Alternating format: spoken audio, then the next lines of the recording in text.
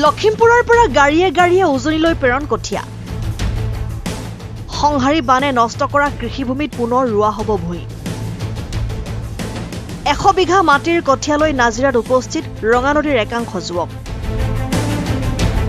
উজনি অসমত প্ৰলয়ংকাৰী বানত তছনছ হৈ গ'ল সকলো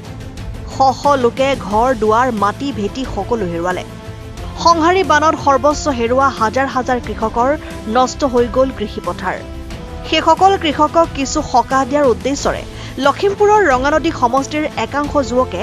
উজনিলৈ লৈ গৈছে শ বিঘা মাটিৰ বাবে কঠীয়া প্ৰদেশ কংগ্ৰেছ কমিটিৰ সম্পাদক জিন্তু হাজৰিকাৰ উদ্যোগত আৰু একাংশ স্থানীয় যুৱকৰ সহযোগত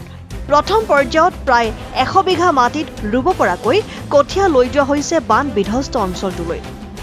নাজিৰাৰ বিভিন্ন প্ৰান্তৰ কৃষকসকলৰ মাজত বিতৰণ কৰা হয় এই কঠীয়াসমূহ নাজিৰাত এই কঠীয়া বিতৰণত আগভাগ লয় বিৰোধী দলৰ প্ৰাক্তন দলপতি তথা সমষ্টিটোৰ প্ৰাক্তন বিধায়ক দেৱব্ৰত শইকীয়াই গাঁৱৰ কৃষ্ণ কোঁৱৰে আমাৰ প্ৰদেশ কংগ্ৰেছৰ সদস্য আৰু ছেক্ৰেটাৰী তেওঁ লখিমপুৰ জিলালৈ পৰা আহিছে জিন্তু হাজৰিকা তেখেতৰ এটা ফেচবুক পোষ্টৰ প্ৰতি সঁহাৰি জনাইছিল যে এই ৰমণী পঞ্চায়তত কঠীয়া লাগে আজি তেওঁলোকে বহুতখিনি কঠীয়া লৈ আহিছে আমাৰ লখিমপুৰ জিলাৰ সাধাৰণ সম্পাদক বিপুল বৰুৱা আমাৰ ধেমাজি জিলাৰ বিপুল বৰুৱা আৰু আমাৰ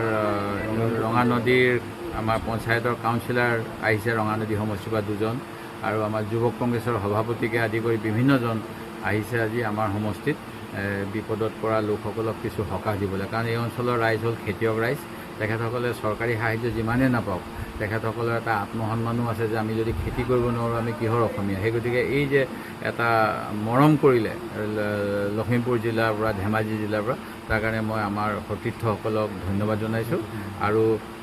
ইয়াৰ উপৰিও এতিয়া আমি যিহেতু এখেতসকলে ফেচবুকত দিছিল ময়ো যিটো ইয়াত লাগে মই সাংবাদিকসকলকে সুধোঁ কাৰণ তেখেতসকলে ইমান ঘূৰি ফুৰে ক'ত কি হৈছে ক'ত কি নাই হোৱা সাংবাদিকসকলেই জানে সেই গতিকে মই এটা সাংবাদিকৰ গ্ৰুপ আছে তেখেতসকলক সুধিলোঁ তেখেতসকলৰ ফালৰ পৰাও পৰামৰ্শ দিছে আৰু ক'ৰবাত দিবলৈ আজি তেখেতসকলে আৰু ইয়াৰ পিছত ধেমাজিৰ পৰাও অলপ আহিব এয়া দিবলৈ চেষ্টা কৰা হ'ব এই জেগাডোখৰ নামটো এইডোখৰ হ'ল 2 নং চোলাধৰা আৰু ইয়াৰে যিটো ফেচবুক পোষ্টৰ প্ৰতি সঁহাৰি জনাই স্থানীয় এজন ব্যক্তি কৃষ্ণ কোঁৱৰে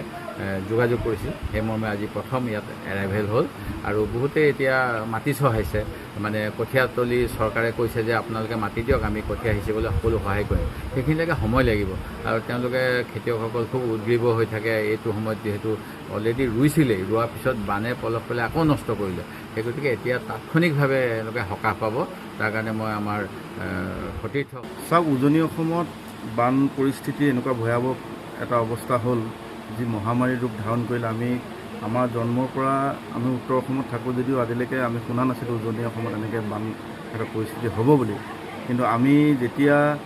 দেখিলোঁ সকলোৱে ইয়াত সহায় সহযোগ কৰি আছে দল সংগঠন কিংবা আমাৰ কংগ্ৰেছ দলৰ ফালৰ পৰাও আমাৰ এতিয়া আমাৰ নাজিৰা সমষ্টিৰ প্ৰাক্তন বিধায়ক দেৱব্ৰত শইকীয়া ডাঙৰীয়াও তেখেতে যিখিনি পাৰে কৰি আছে আমি ভাবিলোঁ যে সকলোৱে খোৱা খাদ্য সামগ্ৰী কাপোৰ সকলো দি আছে কিন্তু বান পৰিস্থিতি বান পানী কমাৰ লগে লগে যিসকল আমাৰ কৃষক আছে কৃষকসকলে খেতি কৰাত যদি কঠীয়া নাপায় আৰু যিখিনি কঠীয়া ৰুইছিলে হয়তো তেখেতলোকে মানে বানপানীৰ ফলত এই কঠীয়াসমূহ মৰি গ'ল সেইকাৰণে আমি ভাবিলোঁ যে বান পৰিস্থিতিৰ খাম কটাৰ পাছত কৃষকসকলে যাতে খেতি কৰিব পৰাকৈ আমি কঠীয়া যোগান ধৰিব পাৰোঁ সেই চিন্তা আগত ৰাখি আজি আমি প্ৰথম পদক্ষেপত আজি এই কেন্দুগুৰি গাঁৱৰ আমাৰ নাজিৰা সমষ্টিৰ আমাৰ ৰাইজক 2 নং চোলাধৰাৰ ৰাইজসকলক আজি আমি প্ৰথম পৰ্যায়ত আমি কঠীয়া যোগান ধৰিছোঁ কঠীয়াখিনি আনিছে ক'ৰ পৰা আমি লখিমপুৰ ৰঙানদী সমষ্টিৰ পৰা আনিছোঁ আমি আজি ফেচবুকৰ জৰিয়তে তেখেতৰ নম্বৰটো পালোঁ আমাৰ জিন্তু হাজৰিকাৰ নম্বৰটো পালোঁ নম্বৰৰ পৰা তেখেতক কণ্টেক্ট কৰিলোঁ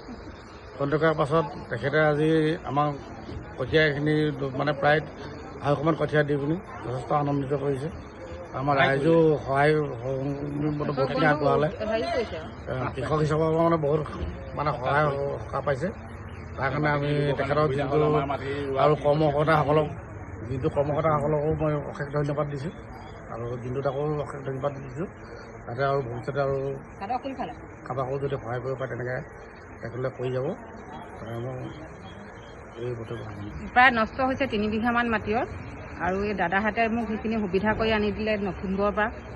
আমাৰ জিন্তু দাই সহযোগৰ ইমানখিনি কথা আহি পালেহি এতিয়া হয়তো আমি যিমানখিনি মানুহে মানে সুবিধা কৰিব পাৰোঁ 4 বিঘা 3 বিঘা ৰুব পাৰোঁ ৰুই থৈ মাৰোঁ কথাখিনিৰ কাৰণে দিয়াৰ কাৰণে অশেষ ধন্যবাদ